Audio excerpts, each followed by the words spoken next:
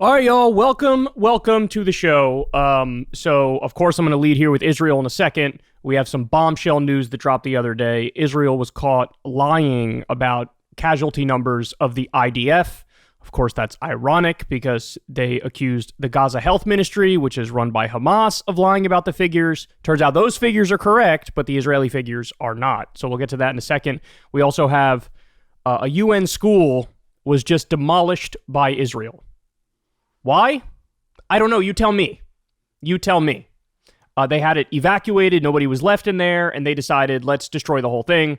Then we'll get to field executions happening now. There's reports from Euromed Monitor.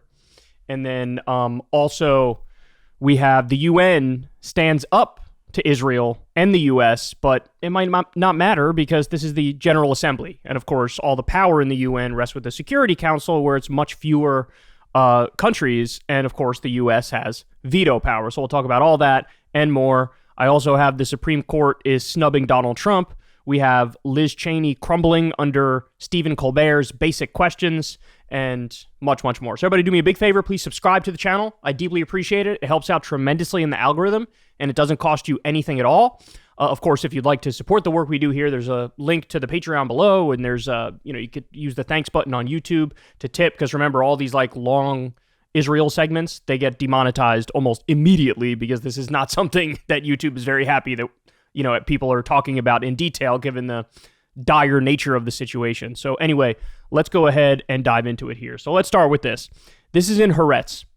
Israel stated on Sunday that 1,593 soldiers have been wounded since October 7th, but an examination conducted by Haaretz shows a considerable and unexplained gap between the data reported by the military and that from the hospitals. So not only did they lie here, but it was actually a really sloppy lie, because any journalist who wanted to do the basic amount of fact-checking would, of course, do exactly this. They'd go right to the hospital to see, or hospitals, to see how many people are being treated. That'd give you a much better sense of what's actually going on with the soldiers there. So the bottom line is this. They said it's only 1,593 soldiers who have been wounded. Turns out the number is much closer to 5,000. And by the way, 1,500 or so, that number, they were able to find that many wounded at like a single hospital. A single hospital. So when you look at all the hospitals, they're like, okay, wow, this is much crazier than what people imagined. So about 5,000 wounded. And then if you take those numbers and you look at, wars historically, there's usually like a ratio between, if you have X number of wounded, that means you have X number of dead. And this trend sort of holds true throughout all conflicts. And so since it's about 5,000 who are injured, they're able to say that the number of dead could be anywhere between about 5,000 and 1,500, which again is way above and beyond what they're leading on here, what they're sort of making people believe. So as I pointed out before, it's incredibly ironic because, of course, Israel harped away on the idea, or actually it wasn't even Israel, to be fair. It was the U.S. harped away on this idea that we don't trust the numbers coming out of the Gaza Health Ministry to talk about the casualties on the Palestinian side. Well, guess what? Historically, the numbers released by the Gaza Health Ministry line up with what the UN would say and what every international organization would say when they would go in there after the fact and look at the evidence and come to a conclusion about how many died. I mean, Operation Protective Edge 2014, they were spot on with their numbers. So there's no reason to deny them now.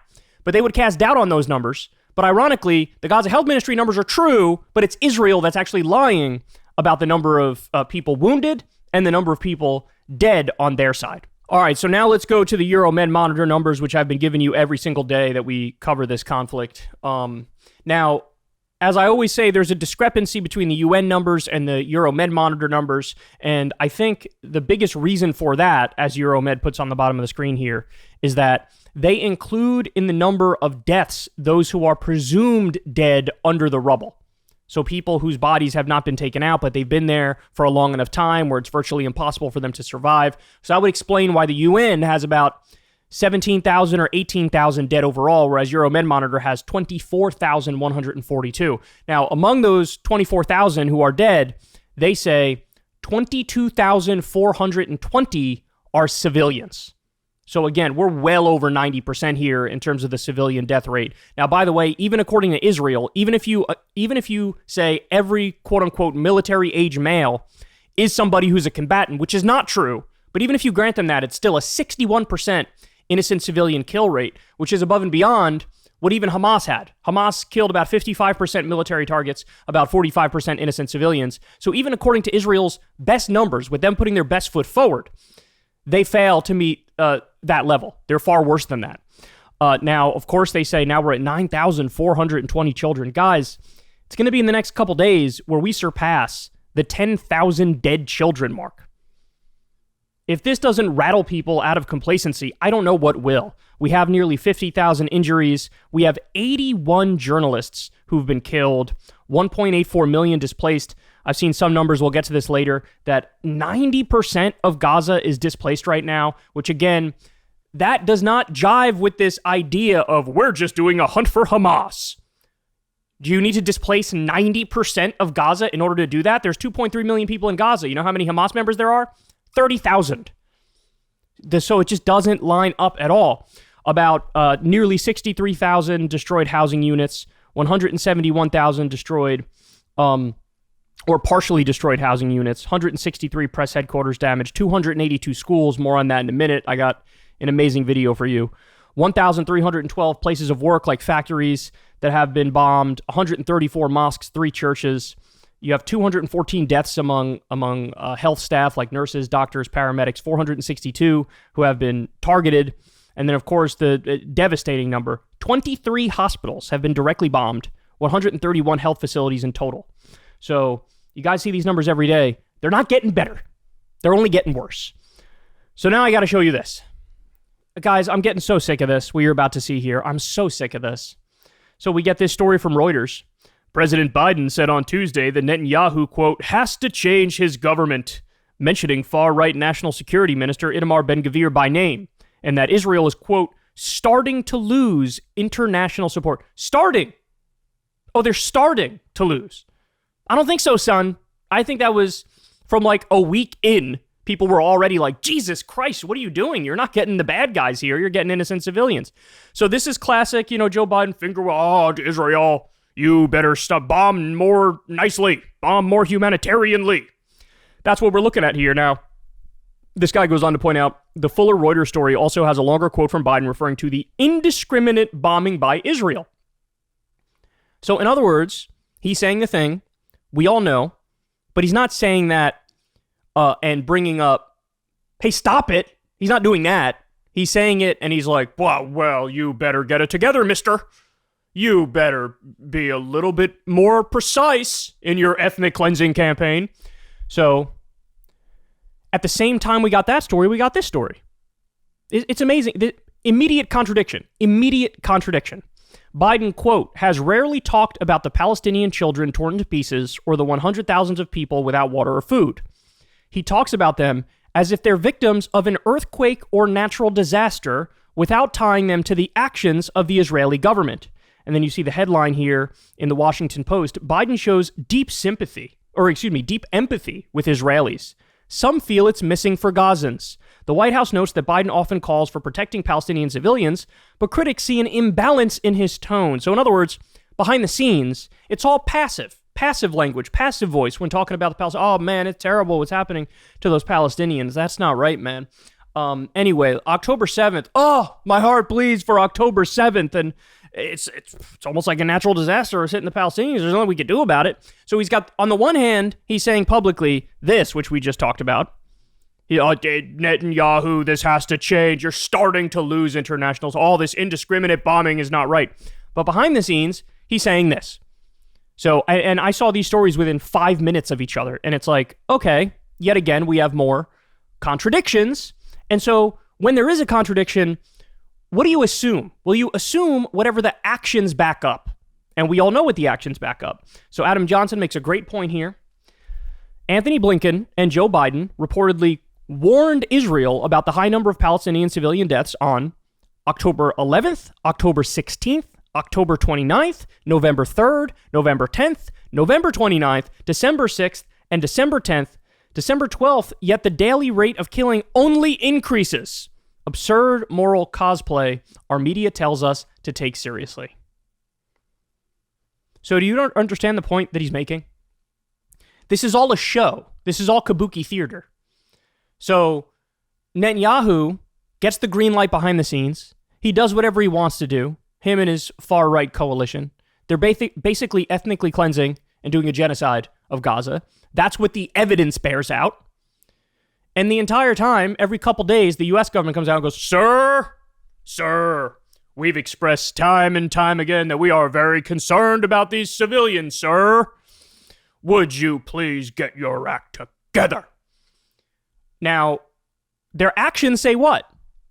Hey, man, go all in. I don't care. Do whatever you want to do. Because we're not going to actually sanction them. We're not going to cut their funding. We're not going to cut their weapons. We're not going to get together with the rest of the international community to crack down on this. So behind the scenes, it's green light. But, forgive us as we pretend to be against what you're doing by its nature. Well, I can't take a word you say seriously. And look, embedded in this is the fundamental key difference between Democrats and Republicans, right? The Democrats will do the show for you. We're not bad people. We're good people who believe in good things. And I think this is bad. Anyway, go ahead and keep doing it. That's the Democrats. The Republican position is, they would just come out and say it, right? Like, Palestinians are all terrorists. Kill them all. Displace them all. Make them go elsewhere. We don't care. We're on the side of Israel. End of conversation. And my guess is with the Republicans, they would also probably send even more money and even more weapons, right? They tend to be, on the actual funding part of it, I'm sure, even though Biden's doing a hell of a lot to fund them and prop them up and give them more weapons, I'm sure the Republicans would be like, let's double that. Why? Because why the hell not, right? So, unacceptable. This stuff is unacceptable. All right, more. So, this was a big story. Biden had some Hanukkah event at the White House, and he said this: were there no Israel, there wouldn't be a Jew in the world that is safe. Biden says at the White House Hanukkah party as he reaffirms support for Israel against his war in Hamas. I like what Max says. Genuinely, what the fuck does this even mean? Is Israel the only safe place for Jews, or is it constantly under existential threat? A little contradiction in how they talk about Israel. Is he saying the country he's the president of isn't safe for Jews? What are we doing? So there's over 6 million Jews in the U.S. And you're like, oh, Israel's the only one that can protect the Jews. We can't protect them here. What are you doing? What are you doing? What are you saying? This is absurd. And then, by the way, of course, the obvious rebuttal to this is, does it look like Israel is making Jews more safe? It's quite the contrary. It's the exact opposite. So the UN General Assembly had a vote, and they approved a resolution calling for an immediate humanitarian ceasefire in Gaza. But the U.S. voted against it. Now, again, let me be clear. Let me break this down for you the way the UN works. The power is not with the General Assembly. The General Assembly is like, all the countries. And it's like, let's have a vote to determine what we think is the right thing. Okay, but nothing's actionable here. Where the real decisions get made is in what's called the Security Council, which is a much smaller number of countries that are more powerful. And by the way, the U.S., of course, has veto power in there. So it's not like the way these international bodies work makes sense anyway, but still, you had a situation where 153 countries were in favor of a ceasefire. Only 10 were against. And there were 23 abstentions. So a lot of these countries that ended up voting with the U.S. are countries that are like, our client states that I'm sure get subsidies from us that we tell them, hey, you'll lose the subsidy if you don't vote the right way. Places like Micronesia or Nauru, right? You have a place like Papua New Guinea. I didn't even hear of Czechia. I don't even know what Czechia is. Apparently they voted against the ceasefire. But the numbers are 153 in favor, 10 against, and guess what? Nothing's going to change. Everything's going to keep moving forward as per usual, and Netanyahu's going to continue his slaughter. So Euromed Monitor says, horrific testimonies shared of field executions, forced displacement, and random arrests of Gazan civilians, including children. There was that, picture that went viral of in the middle of Gaza City, there's this big crater, and the IDF goes in there and plants a big Israeli flag there.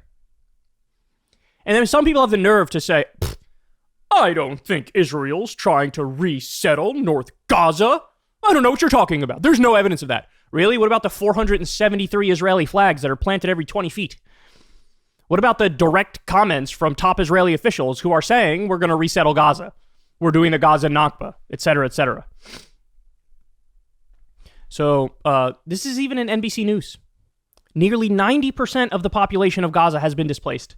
Remember, still full medieval-style siege going on. No food, no fuel, no water. Weeks ago, we already had stories of people trying to drink seawater in order to survive. And that didn't just magically get better. It's still going on. We talked about the massive starvation and hunger going on in the last episode, where you have these incredibly giant crowds just trying to get some flour from the UN, and they don't have enough, and they run out very quickly. You have people trying to pick up flour off the dirt on the ground in order to have something so they can survive. People are going full days without eating. UN says half of Gaza's population is now starving amid Israel offensive on the south. 50% of Gaza, that's 2.3 million people. So over 1 million people are now starving. 9 in 10 people in northern Gaza are no longer eating every day. Again, spare me the, we're just hunting for Hamas nonsense. If you don't see it by now, that's not true, you don't want to see it. You don't want to see it. So I referenced this earlier in the show, but this is a middle school and a UN building. It's in the northern Gaza Strip. Of course, Israel has now totally taken that over and displaced everybody who lives there. And what are they doing with this UN school? Well, I'll show you.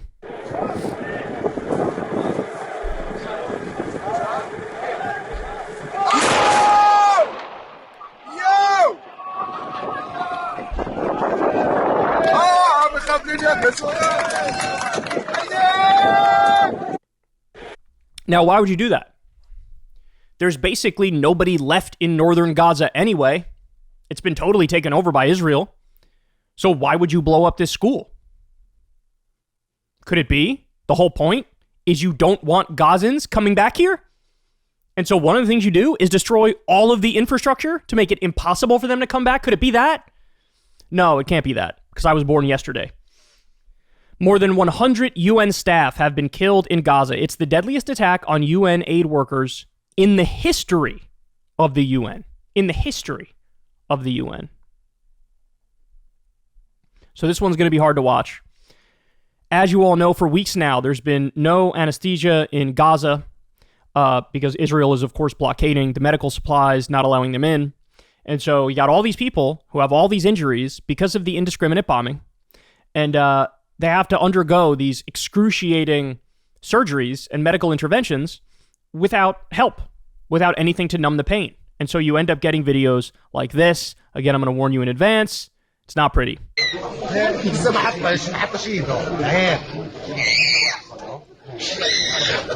بس بديش هيك بديش تعملي بصير الشغل شيء بطل يشتغل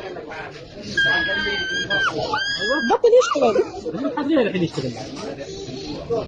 Guys, you have people literally performing amputations without anesthesia. Do you have any idea how excruciating that would be? That is like hell on earth defined. This story is wild. So Haaretz reports that the Israeli military's operations directorate operates a Telegram channel called 72 Virgins Uncensored.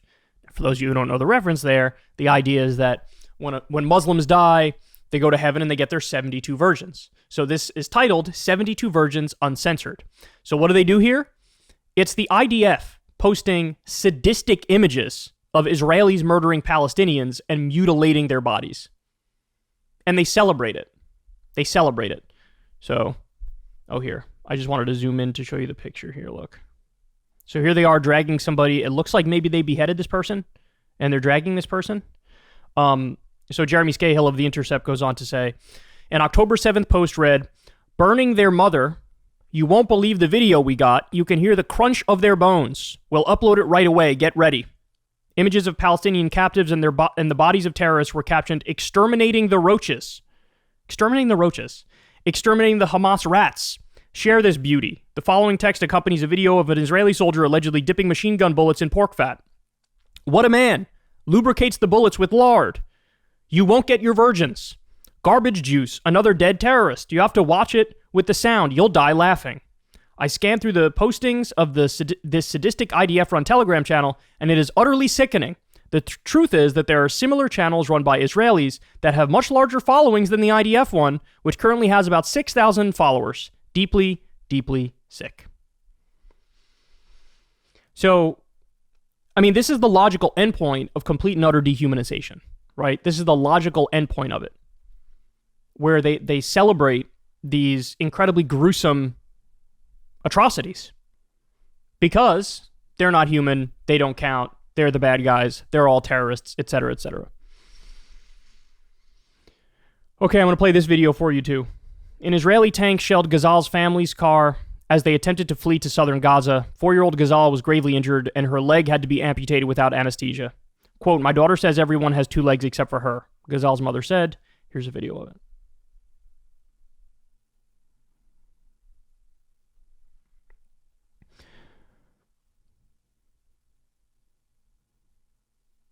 The doctors had to cauterize her leg without anesthesia. Jesus Christ. There were some knives in the apartment.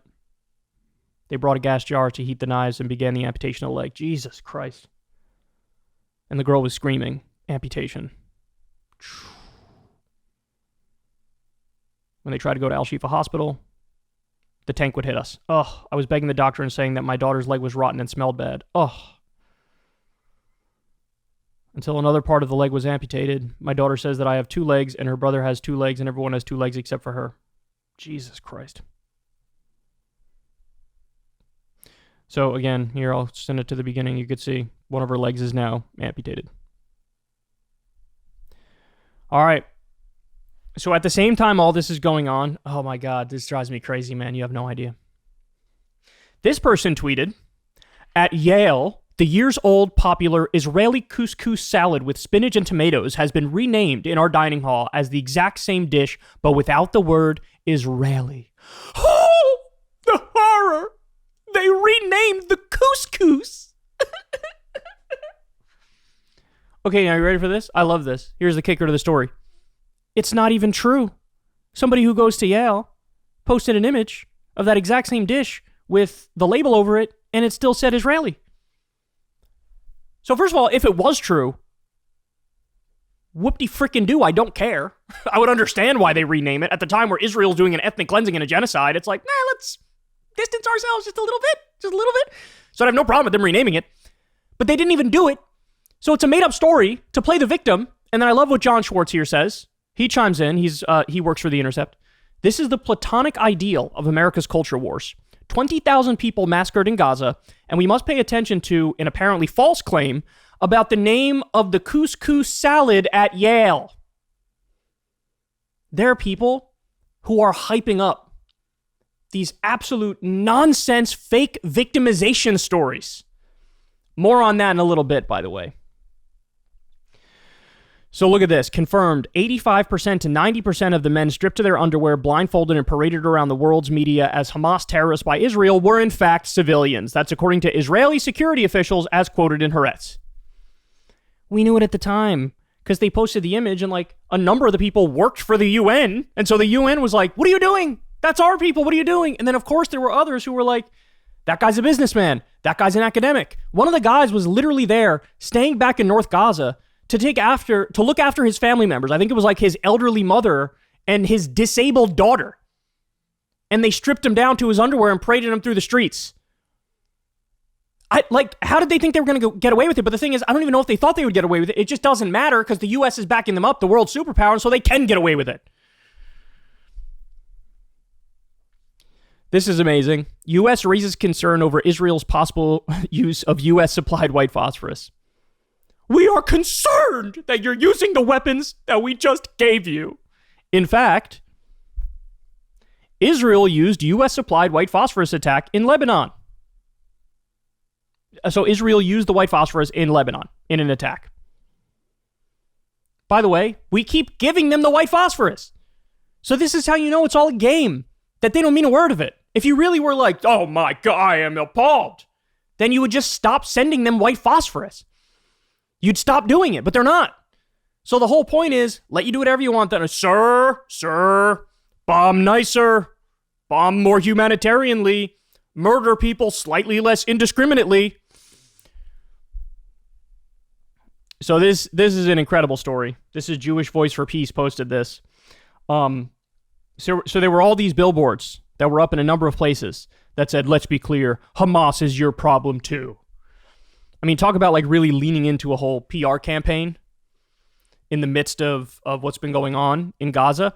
And so some people decided, let's go ahead and make some edits to these billboards. So here's some of what we see. Let's be clear. Somebody changed it to Zionism is your problem too. Jews for free Palestine. Let's be clear. They crossed out Hamas. And they just changed it to free Palestine at the bottom. Let's be clear. Somebody changed this one to Zionism is your problem too. Jews for free Palestine. So they're purposefully trying to change. By the way, this one they did really professionally. It almost looks like this was just what the billboard was. You know what I'm saying? So I love it.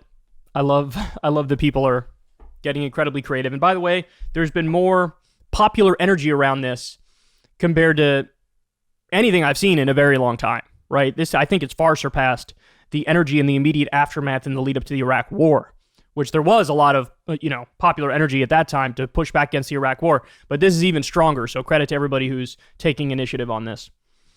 Ryan Grimm here says the Israeli government is saying very clearly that if it is up to them, they will never ever allow a Palestinian state, which means de facto apartheid rule over half the population within its claimed borders in perpetuity. Doesn't matter how loudly they say it, we're incapable of hearing it. And then he shares this post from Shlomo Kari, which effectively says that. So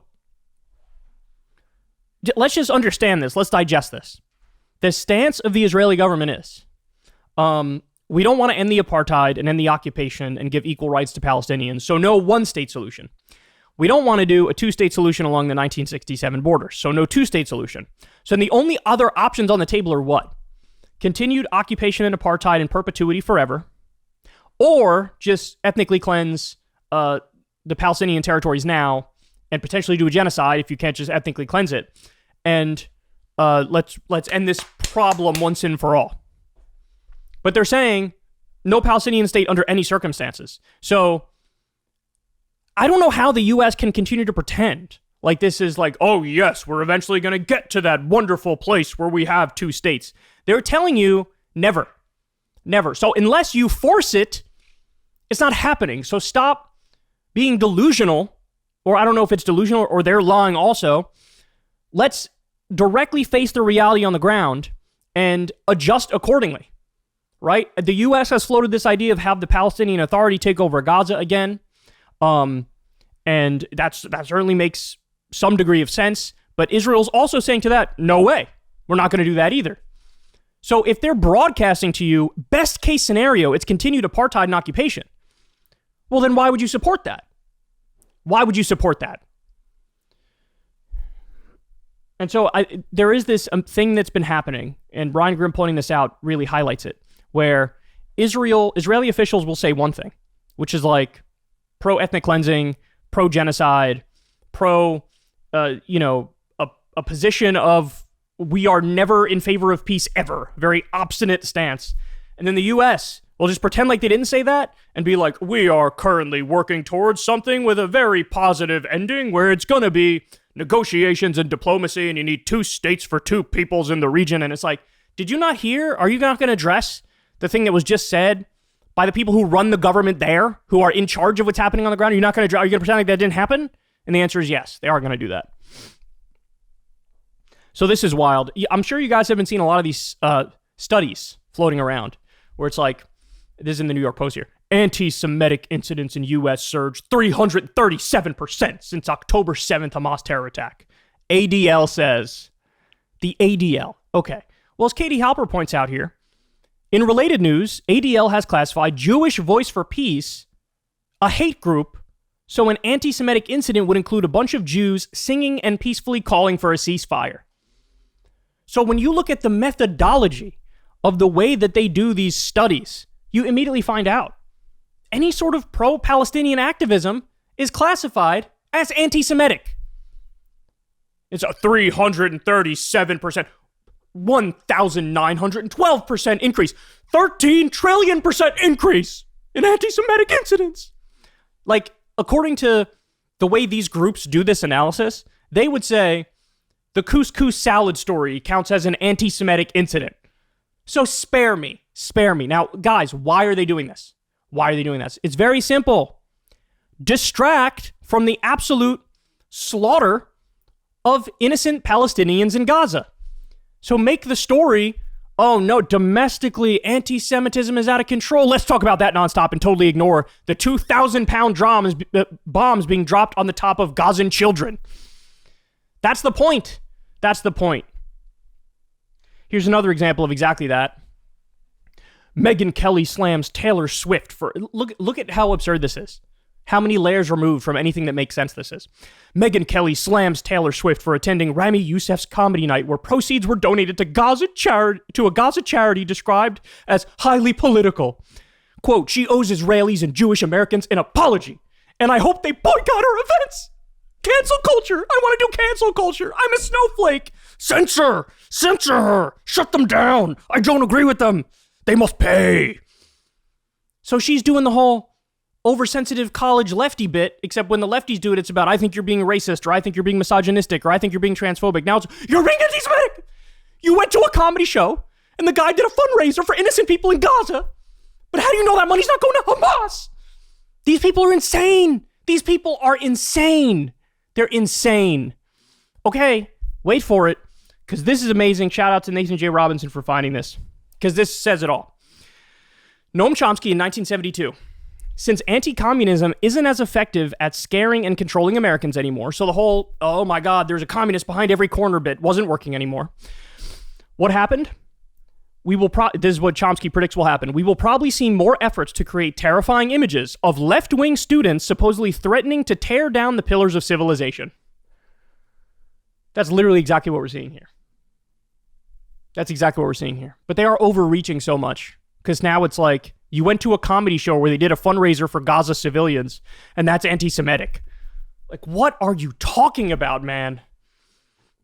It's this whole moral panic that we've been seeing with the heads of the university, where they were asked, is a call for the genocide of the Jews, is that something that violates your policies?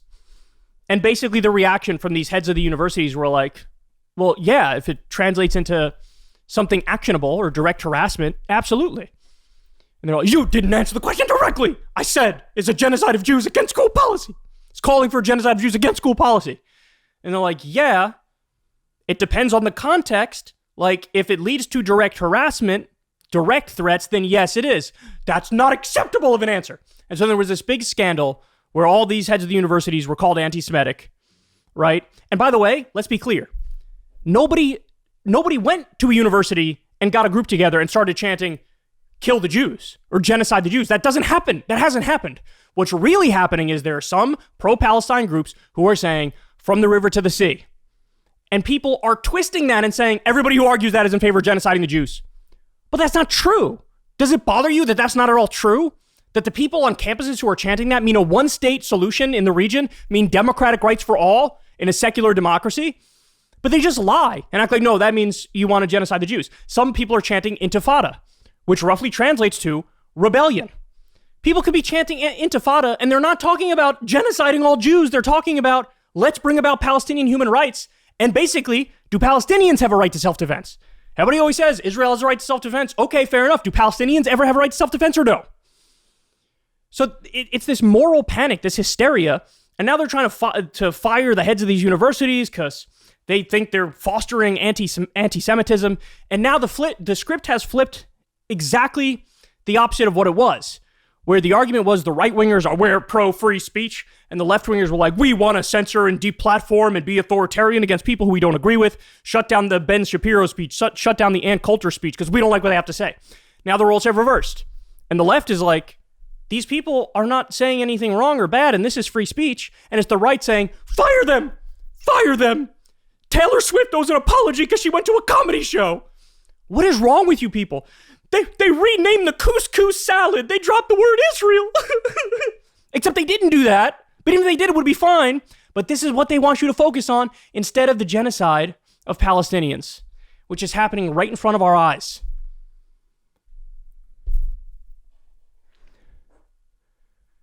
Oh. Don't take your eye off the ball, man. Don't take your eye off the ball. I like what Cenk Uygur referred to it as. He called it a weapon of mass distraction. That's what it is. That's what we're seeing. Hey, y'all, do me a favor and like and subscribe. It helps out big time in the algorithm. Click the bell as well for notifications when videos drop, and watch that video on screen right now. You know you want to.